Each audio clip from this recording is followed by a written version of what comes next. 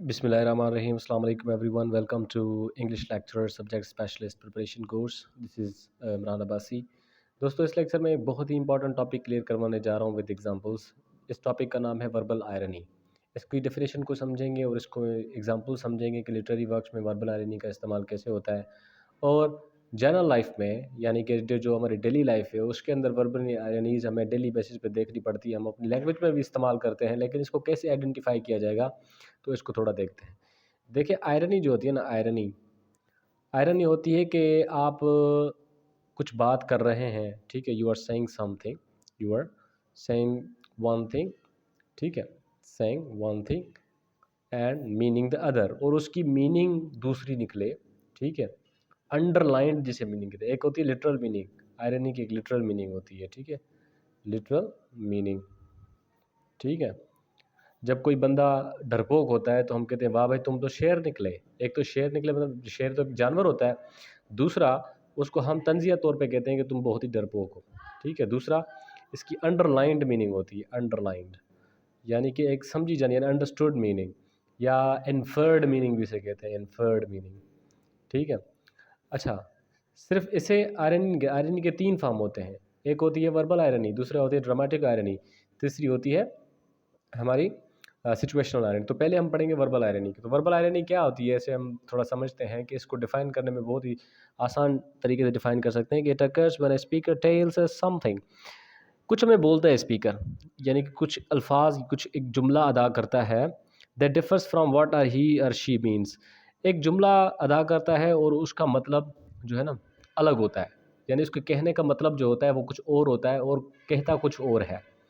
मिसाल के तौर पर मैं आपको एक बहुत ही आसान और जनरल मिसाल दे रहा हूँ, ठीक है. आपकी पाकिस्तान सियासत पर नज़र होगी, लाजमी सी बात है. तो मीडिया में एक बहुत बड़ी ट्रोलिंग चल रही है सोशल मीडिया के ऊपर कि कहते हैं कि भाई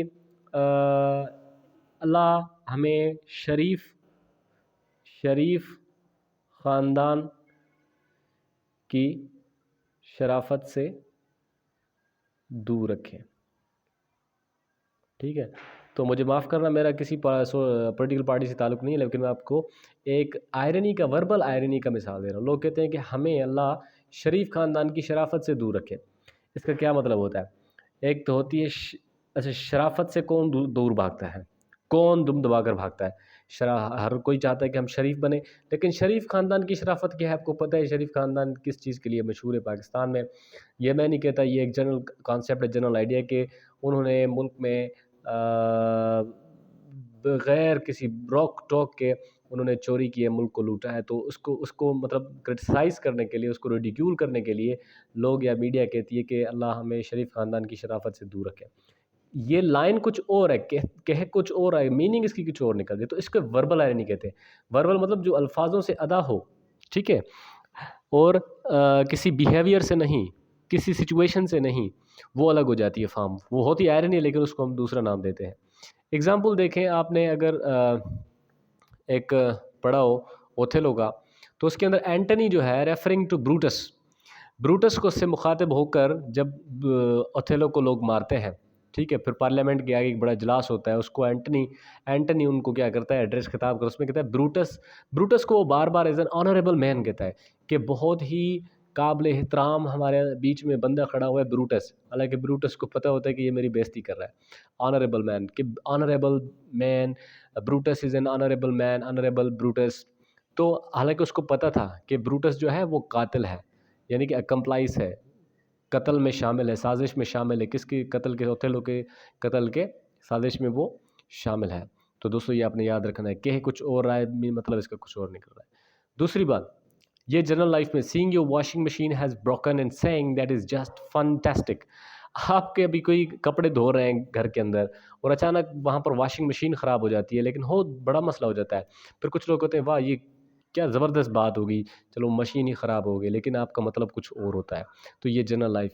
अभी एक लिटरेरी वर्क में एक और आखिरी मिसाल, आपको इंपॉर्टेंट मिसाल दे रहा हूँ कि एनिमल फार्म आपने पढ़ा होगा. ये सारा एलिगोरिकल नावल है, ठीक है, allegorical novel.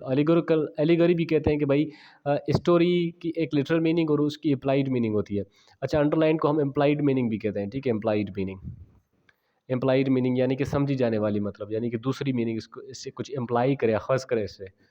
Some animals are more equal than others.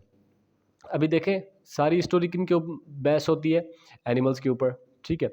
अभी कुछ एनिमल्स उनमें से होते हैं, जैसे वोफ होता है, यानी कि वो सबसे बड़ा होता है, ठीक है। शेर होते हैं, वोफ होते हैं, वो गधों के ऊपर और बकरियों के ऊपर राज करते हैं।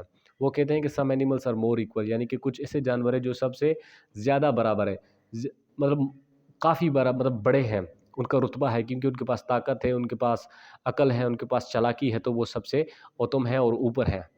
बाकी जो है वो नीचे है, ठीक है। हालांकि ये एनिमल्स मोर इक्वल तो नहीं होते ना, इसका मतलब ये होता है कि ये, हालांकि कहना ये चाहता है कि जो इंसान है सारे बराबर हैं, लेकिन कुछ इंसान बराबर लोगों से कुछ और बराबर है और ऊपर है, ठीक है। उनको खास प्रोटोकॉल दिया जाता है, खास बरातें दी जाती हैं, खास बेनिफिट दिए जाते हैं। तो दोस्तों इसे कहते हैं वर्बल आयरनी। बहुत सारे ढेरों सारे एग्जाम्पल्स हैं।